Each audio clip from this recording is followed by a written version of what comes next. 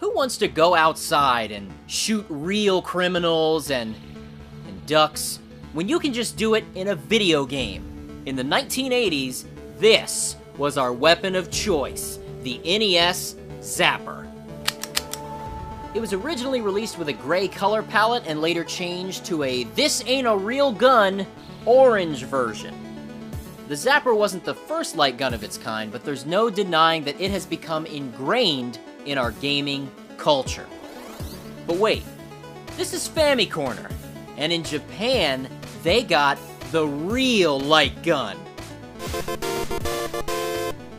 Released in 1984 for the family computer, the Famicom Beam Gun. Designed to look like a real revolver, no blaze orange tips here. So don't go outside, kids, and play with your beam gun, because you might confuse the police.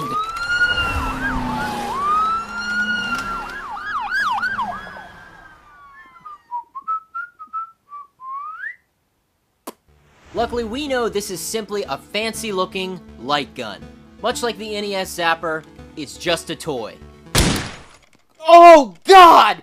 Oh, oh, oh. Sorry. This is the Famicom Beam Gun.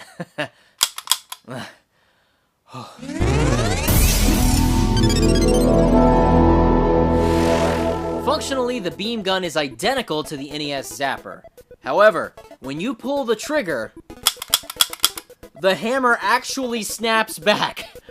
Wow, that is amazing. Even though I love the futuristic sci-fi styling and satisfying trigger pull on the NES Zapper, the beam gun gets some serious bonus points. It's got that added realism, and it's modeled after a Colt single-action army revolver.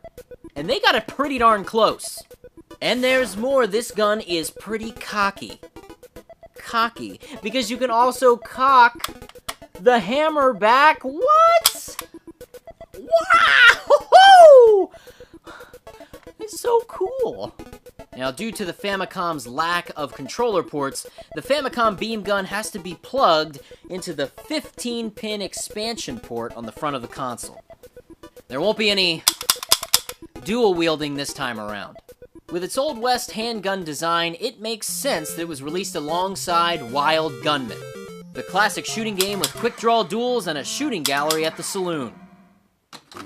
Originally, Wild Gunman was a 16mm projection-based arcade game released by Nintendo in 1974.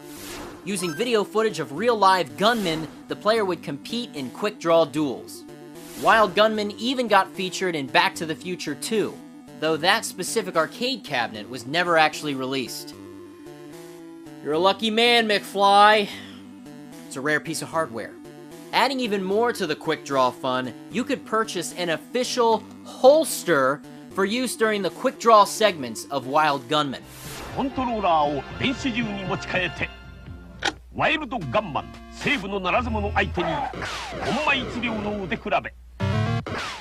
Gunman is quick and fun, but it's a shame how easy it is to cheat. I can have my gun drawn the whole time. They don't know, and neither does the beam gun. I guess they just had to rely on the honor system. Aside from Wild Gunman, the initial beam gun games were Hogan's Alley and Duck Hunt. There's not much difference between the Famicom and NES game releases. It all comes down to your preferred weapon. So next up, Hogan's Alley. Your modus operandi, your MO, is to take down those evil, dastardly cardboard cutouts. But not just any cardboard cutouts, only the ones that represent those dirty, dirty crooks. Don't go shooting the police, elderly professor, or nice young lady. Game A is pretty slow moving, so I actually prefer Game B, a shootout on the street.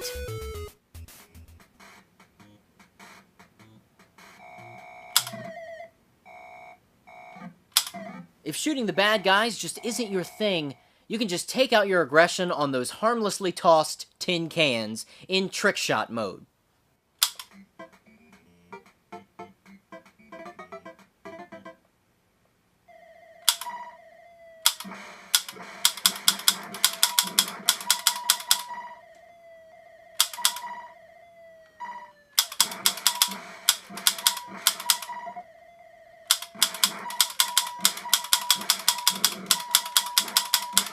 And I can't lie, the hammer smacking into the back of the gun over and over again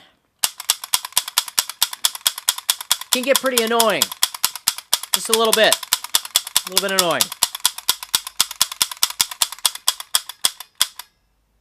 Now, we can't end this without shoosting some duckies. Duck hunt. Can't say I've ever shot a duck in real life, and I'm okay with that. I'll take the 8-bit ducks anytime, especially with the Famicom beam gun.